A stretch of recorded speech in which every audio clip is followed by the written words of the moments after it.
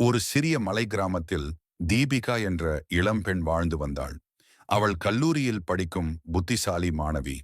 Anime கதாநாயகி போல பெரிய கண்கள், நீளமான கூந்தல், எப்போதும் அமைதியான முகம். ஆனால் மனதில் சிறு அகங்காரம். எனக்கு பயம் என்றே இல்லை என்பதே அவள் அடிக்கடி சொல்வது. ஒரு நாள் கிராமத்தின் எல்லையில் இருக்கும் பழைய, இடிந்து விழும் பள்ளிக்கூடம் பற்றி அனைவரும் எச்சரித்தார்கள். அங்கே இரவில் ஒரு பெண் பேய் உலாவும் என்று சொன்னார்கள். ஆனால் தீபிகா அதை நம்பவில்லை. தன் துணிச்சலை நிரூபிக்க ஒரு இரவு தனியாக அந்த பள்ளிக்கூடத்திற்கு சென்றாள். அங்கே காற்று வீச கதவுகள் தானாக மூடின. சுவர்களில் பழைய இரத்தக்கரைகள்.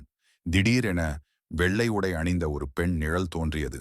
அதன் கண்களில் வலி, கோபம், துக்கமெல்லாம் கலந்திருந்தது. "நீ என்னைப் போலவே இருந்தாய்" என்று அந்த பேய் சொன்னது.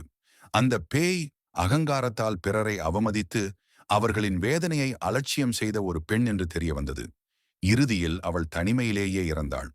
மனிதர்களின் உணர்வுகளை மதிக்காதவர்களுக்கு இதுவே முடிவு என்று சொல்லி அந்த பேய் மறைந்தது. பயத்தில் நடுங்கிய தீபிகா மயங்கி விழுந்தாள். மறுநாள் காலை கிராமத்தார் அவளை மீட்டார்கள். அன்று முதல் தீபிகா முற்றிலும் மாறினாள். பணிவு, கருணை, பிறர் உணர்வுகளை மதிக்கும் மனம், இவையே அவளின் புதிய அடையாளம். நெறி, அகங்காரம் மனிதனை அழிக்கும், கருணை மனிதனை காப்பாற்றும்.